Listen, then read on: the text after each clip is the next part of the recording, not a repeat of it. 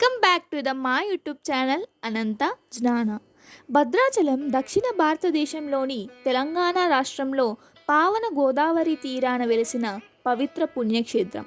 శ్రీరామచంద్రమూర్తికి పరమ భక్తుడైన భద్రుడు అతని తపస్సుకు మెచ్చి శ్రీరామచంద్రుడు భద్రుడికి ఇచ్చిన వరం ప్రకారం సీతా లక్ష్మణ ఆంజనేయ స్వామి సమేతంగా ఇక్కడ వెలిశారు అని స్థల పురాణం. ఇక్కడి శ్రీరామచంద్రుణ్ణి భక్తులు ప్రేమగా వైకుంఠ రాముడిగా భద్రగిరి నారాయణుడిని పిలుస్తారు. భద్రాచలానికి కేవలం పురాణ ప్రాశస్త్యమే కాదు, ఘనమైన చరిత్ర కూడా ఉంది. భద్రాచలం సమీపంలో భద్రారెడ్డి పాలెం గ్రామానికి చెందిన పోకల దమ్మక్క అనే ఆమె భక్తి శ్రద్ధలతో శ్రీరాముణ్ణి కొలుస్తూ ఉండేది. ఆమె భక్తికి మెచ్చి ఒకరోజు శ్రీరాముడు ఆమెకి కలలో కనిపించి తాను గతంలో ఇచ్చిన వరం ప్రకారం భద్రగిరిపై ఉన్నానని, నన్ను మిగతా భక్తులు కూడా సేవించి తరించేలా ఏర్పాటు చేయమని, ఈ కార్యక్రమంలో భాగంగా నీకు మరో పరమ భక్తుడు సహాయంగా నిలుస్తాడని ఆదేశించాడట. ఆ మేరకు దమ్మక్క గ్రామ పెద్దలందరికీ ఈ విషయం తెలియచేసి భద్రగిరి పైకి వెళ్ళి స్వామివారు వెలిసిన ప్రాంతాన్ని గుర్తించిందంట.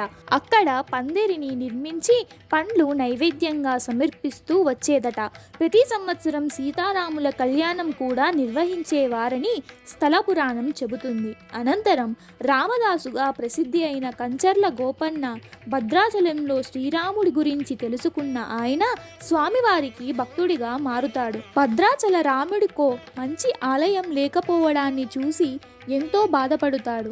తాను ప్రజల నుంచి పన్నుగా వసూలు చేసిన సర్కారు డబ్బు 6 లక్షల మోహరీలతో భద్రాచల శ్రీరామచంద్రుడికి ఇప్పుడున్న భద్రాచల ఆలయాన్ని కట్టించాడు.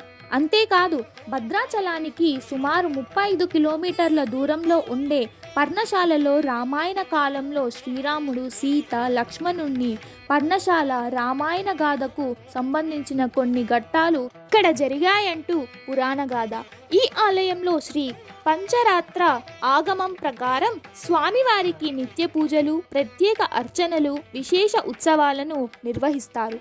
శ్రీరాముని దేవాలయాలలో ఉండే శ్రీరాముని విగ్రహం 2 చేతులతో మానవుని రూపం పోలి ఉంటుంది. కానీ భద్రాచలం దేవాలయంలో ఉండే శ్రీరాముని విగ్రహం 4 చేతులతో, శ్రీరాముని కుడి చేతిలో బాణమును, ఎడమ చేతిలో విల్లును ధరించి, అలాగే విష్ణువు మాదిరిగా కుడి చేతిలో శంఖమును, ఎడమ చేతిలో చక్రమును ధరించి ఉంటుంది.